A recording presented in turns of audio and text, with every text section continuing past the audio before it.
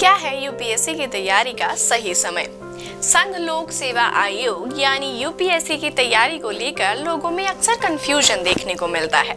तैयारी कब और कैसे शुरू की जाए, इसे लेकर टॉपर्स की राय भी अलग अलग होती है, जिससे काफी ज्यादा कंफ्यूजन क्रिएट हो जाता है। तो चलिए आज जानते हैं कि इस परीक्षा के लिए किस तरह से तैयारी की जानी चाहिए ताकि आगे चलकर कोई दिक्कत ना आए। समय और किस समय इसकी तैयारी के लिए सबसे ज्यादा बेस्ट होगा। तो नमस्कार, मैं कृतिका आप सभी का स्वागत करती हूँ प्रभात एग्जाम के यूट्यूब चैनल पर। यह एक ऐसा प्लेटफॉर्म है जो आपको मिलती है सभी कॉम्पिटिटिव एग्जाम्स के बारे में महत्वपूर्ण जानकारियां, जो आपको किसी भी एग्जाम में सफल होने में मदद कर सकती है।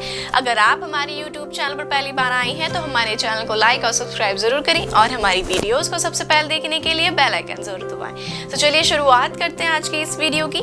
मेरी एक सलाह आप सभी उम्मीदवारों को यही है कि आपको स्कूल के वक्त ही परीक्षा की तैयारी शुरू कर देनी चाहिए। इसके लिए अपनी पढ़ाई के साथ साथ एनसीईआरटी की किताबों को ध्यान से पढ़ा जाना चाहिए। इसके फायदे और नुकसान दोनों हैं। नुकसान ये है कि जब तक छात्र परीक्षा देने की उम्र में पहुंचता है तब तक सिलेबस में बदलाव हो जाता है, लेकिन फायदा ये होता है कि कई टॉपिक्स वक्त रहते ही क्लियर हो जाते हैं। यानी यह देखा जाता है कि जो भी उम्मीदवार सिविल सेवा की परीक्षा देते हैं उनका अधिकतर बेस ही क्लियर नहीं होता। शायद उन्होंने स्कूल में एनसीईआरटी की पुस्तकों को ठीक से नहीं पढ़ा होता और जब बाद में वह यह फैसला लेते हैं कि उन्हें सिविल सेवा की तैयारी करनी है तो उन्हें शुरुआत से ही सारी पुस्तकों को पढ़ना पड़ता है। तो बेहतर यही है कि आप स्कूल से ही यह तय कर लें कि आपको किस फील्ड में जाना है, और अगर आपने सिविल सेवा में जाने का मन बना लिया है तो आपको मन में ठान लेना है और तभी से तैयारी शुरू कर देनी है।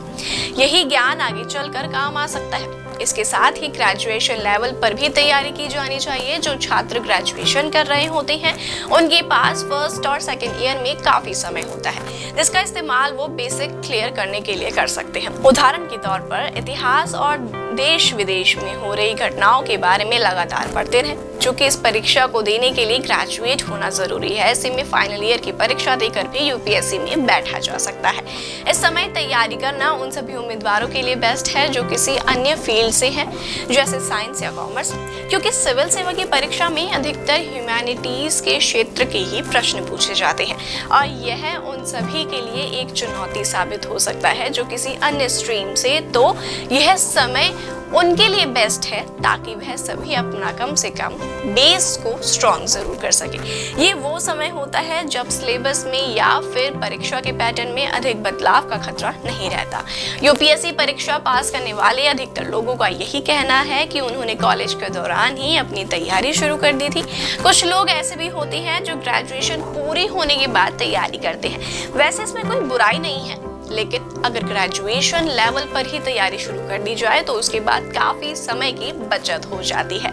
ग्रेजुएशन पूरी होने के बाद तैयारी करने का एक नुकसान यह भी रहता है कि जितने साल आप तैयारी शुरू करेंगे आपकी योग्यता भी उतने ही साल घटते जाएगी। यानी आप अधिकतम आयु सीमा के करीब आ जाएंगे। लेकिन ग्रेजुएशन के बाद तैयारी करने का एक फायदा यह भी है कि आपके पास पढ़ाई के लिए भरपूर समय होता है, यानी खुद को पूरी तरह से समर्पित करते हुए परीक्षा की तैयारी की जा सकती है।